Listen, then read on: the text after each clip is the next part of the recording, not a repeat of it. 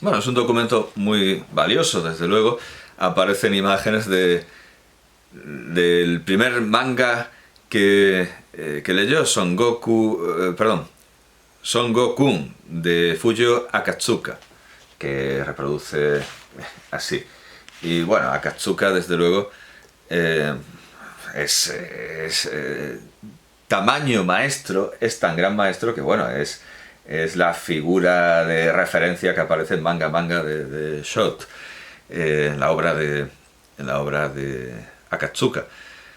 Y luego dibujar los personajes que ella leía y que son básicamente, que ella leía y dibujaba y que imitaba y que son básicamente de Akatsuka, aquellos del maestro Tezuka. Bueno, en realidad yo creo que la formación de todos los mangakas de Japón, y luego cuando el manga se empezó a imitar en Occidente, pues evidentemente tiene como patriarcas a Akatsuka y Tezuka. Es algo, bueno, en fin, de plena lógica. Luego aparece la timidísima lectora Rumiko Takahashi descubriendo un manga que no sabe en ese momento de quién es. Luego lo descubre Mitsuru Adachi, es decir, el coautor, el colaborador. Además, su estilo eh, evidentemente sufre una influencia mutua. El estilo y los personajes de Mitsuru Adachi y Rumiko Takahashi a veces pueden llegar a ser incluso indiscernibles, aunque claro, el característico humor barroco, al menos el inicial de Rumiko Takahashi, se hace notar mucho. Y luego, luego explica que estudió el manual, ese manual para ser mangaka autodidacta, el manual introductorio para los mangakas, para el mangaka de Shotaro Ishinomori. Shotaro Ishinomori. Leyó ese libro y de alguna manera se hizo autodidacta. Luego, como bien sabemos, se metió en una escuela de mangakas, pero bueno, hay que reconocer el valor del manual de Shotaro Ishinomori. Al final son siempre los mismos maestros, los maestros clásicos. Oh, perdón, perdón, quien leyó el manual, fue, no, el que leyó el manual de introducción fue Mitsuru Adachi. La formación de, sí, no, perdón, me he liado, la formación de Rumiko Takahashi es más de lectora, más de absorber el manga por el propio manga y no por un manual. Y luego directamente, pues, la escuela, como ya se dijo.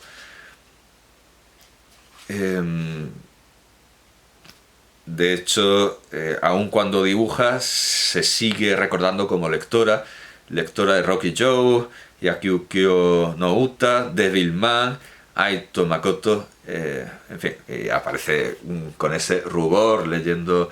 Por cierto, que evidentemente Rocky Joe es una obvia influencia de su manga de boxeadores y monjas. Bueno, pues aunque una historieta breve y encima en comandita, para conocer los gustos de estos dos autores, la historieta Sweet Sunday es algo, aun breve, ya lo digo, necesario, fundamental. Luego al final amenazan con enredarse con páginas y páginas de elogios mutuos, de agradecimientos, pero afortunadamente el personaje de Rumiko Takahashi dice que mejor ponerse a comer la carne con la que la editorial los agasaja, algo que no es, desde luego, frecuente en absoluto. En este mismo libro, en este mismo compendio de historias cortas, un dibujante envidia el que inviten a otro a comer a cargo de la editorial con los editores. Es un homenaje, bueno, que los editores coman con un mangaka. Bien, pues para una vez que la editorial invita, no quieren enredarse en elogios, sino comer la carne, según el personaje autobiográfico de Rumiko Takahashi. Así que estupendo, porque eso amenazaba con convertirse en algo indeseable para el lector, al que le gustan los homenajes, sí, efectivamente, pero tampoco que se desperdicien páginas. Como digo, este es otra de las muchas compilaciones de relatos cortos de Rumiko Takahashi con los que yo ya he perdido la cuenta. También se me olvidó mostrar los cuadernillos, el libreto que venía en la caja de DVDs de la versión animada de las historias cortas de Rumiko Takahashi, y ahora mismo... sí, ya lo veo, pero no puedo llegar. En fin, tenía dos cuadernillos bastante detallados, explicando cada capítulo e incluso comentándolos en su contexto social, incluso económico, japonés.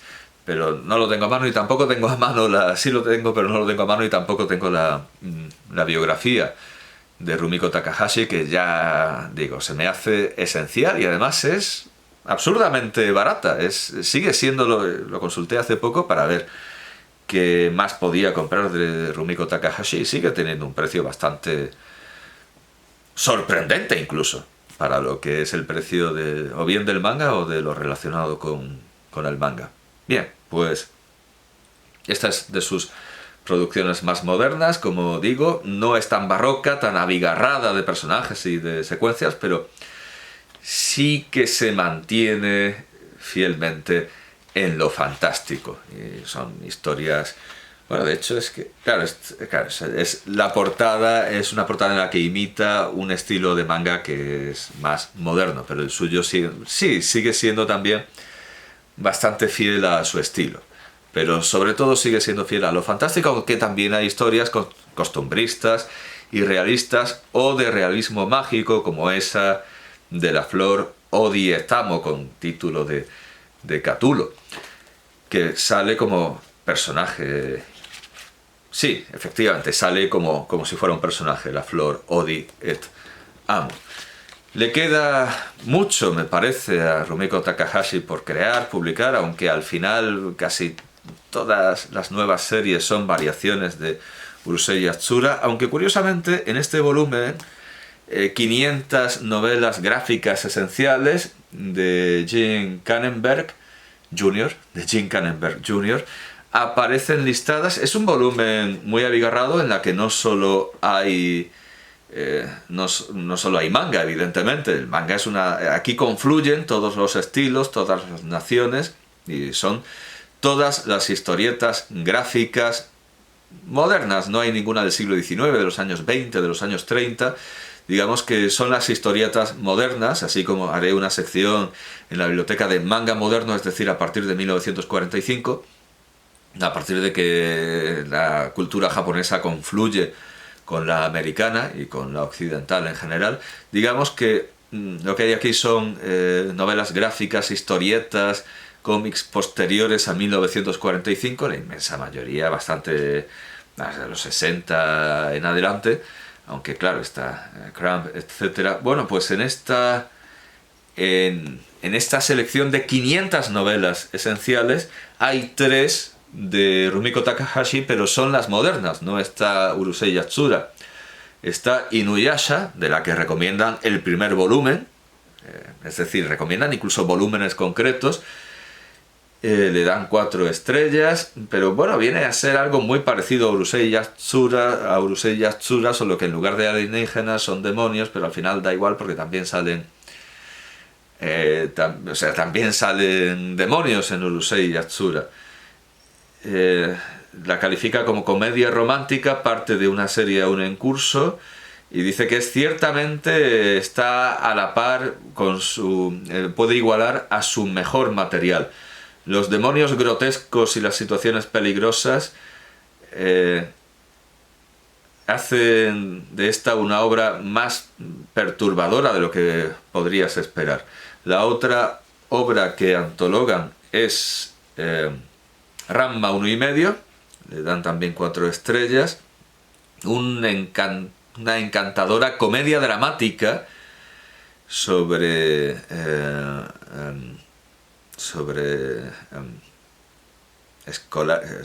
Higgins. Bueno, bizarras sí, pero bizarras, o sea, bizarro, extravagante, eso es, en inglés extravagante. Rivalidades románticas extravagantes, batallas de artes marciales. Bueno, pero en realidad batallas, todo esto las hay en Usui Yatsura. Aquí el ambiente es más chino que japonés. Recomiendan también a los lectores de Ranma 1 y medio, al primer volumen de Ranma 1 y medio recomiendan también los volúmenes 2 a 38. Recomiendan One Pound Gospel, Mermaid Saga y también Inuyasha y Maison Ikoku, que es el otro... Vaya, lo tenía marcado, pero bueno, es el otro volumen. Aquí está, el otro volumen seleccionado, Maison Ikoku volumen 1, y luego recomiendan leer del 2 al 14, claro, siempre en la edición inglesa. Maison Ikoku. Kyoko es una joven viuda, jefa de la Maison Ikoku. Bueno, en fin, en realidad todas estas historias me parecen variaciones del primer éxito, pero no es difícil porque en el primer éxito estaba todo mezclado y abigarrado. Por eso renuncio a hacer un comentario pormenorizado. Desde luego no todas las historias son brillantes, teniendo en cuenta que además trata todos los géneros, incluyendo el manga deportivo. Hay unas historietas en las que juegan al balonmano, como si esto fuera Slam, no me sale el nombre en inglés, como si fuera el manga de Inoue, Slam Dunk, ¿no? Estará aquí en la lista, sin duda alguna, estará en la lista de los seleccionados. Estos son los artistas. Bueno, viene por orden alfabético, aunque el apellido aparezca después y no Takehiko Inoue, Slam Dunk. Pero Slam Dunk es de 1990 y Loom es, bueno, de los años 80. Toca todos los géneros imaginables, pero sobre todo el género de yokai y de ciencia ficción y la comedia costumbrista, los mercados, las calles y las relaciones humanas. Incluso sale un cine porno en una escena que nos recuerda a Taxi Driver, porque Ataru lía a Ten para que en una cita con Sakura la lleve a lugares inapropiados, como si fuera el protagonista de Taxi Driver. Y una parte de la cita transcurre en un cine porno y es una escena fantástica porque vemos las caras de los personajes. Hay que arrancar de allí a Ataru con agua caliente y se ven los ojos abiertos de Sakura y de Loom ante las escenas que solo se oyen. Esto evidentemente no salió en el anime. El anime tiene cambios notables y uno de los cambios mayores tiene que ver con la figura de Ten, porque primero aparece, creo que en el segundo capítulo, en el tercer capítulo, aparece demasiado pronto, con lo cual hay que reescribir todas las historias en las que no estaba Ten para que estuviera, pero además cambia muchísimo su personalidad, porque en el manga es más un niño auténticamente, un niño que escupe fuego, pero es un niño. En cambio, en el anime tiene una personalidad más adulta, que de alguna manera justifica mejor el vergonzoso maltrato al que lo somete Ataru, que, bueno, aunque sea un niño que escupe fuego, no deja de ser un niño, como él siempre recuerda, y el cobarde Ataru, esa miseria moral con patas que es Ataru Moroboshi, se aprovecha de la inferioridad de Ten cada vez que puede, especialmente cuando no puede echar fuego por la boca, y es una más de las muestras de la miseria moral de Ataru Moroboshi, pero que en el anime se pierde un poco porque tiene una personalidad más adulta Ten, pero no, en el manga tiene una personalidad más marcadamente infantil, con lo cual el maltrato que sufre por parte de Ataru es más sangrante, aunque claro, el maltrato es algo que Rumiko Takahashi tiene completamente normalizado por la sociedad en la que se instruyó. Y bueno, ella viene de un mundo en el que las madres zurran sin contemplaciones a sus hijas y bueno, en fin, digamos que representa un mundo que afortunadamente está cambiando, una sociedad japonesa que afortunadamente está cambiando, pero ella como maestra costumbrista refleja lo que hay y el juicio moral ya dependerá del lector, la interpretación acerca de si Loom es un modelo, como se dice aquí, como dice Jason Thompson, que Loom configura y prefigura los sueños de los... No dice los hikikomori, sino los otakus, eso es. Que Loom es la mujer soñada por los otakus, que ese perfil de... Eso me parece una mala interpretación por parte de los otakus, porque Loom en absoluto es una mujer ideal, es una mujer que emite descargas, que lanza descargas eléctricas cuando siente celos, no es un ideal, y desde luego la sociedad japonesa que muestra Urusei Yatsura no es ideal en absoluto. Pero eso depende del lector y de cómo interprete algo que es un pedazo de realidad en los aspectos costumbristas y un pedazo de fantasía en los aspectos más de yokai, más de cuentos tradicionales.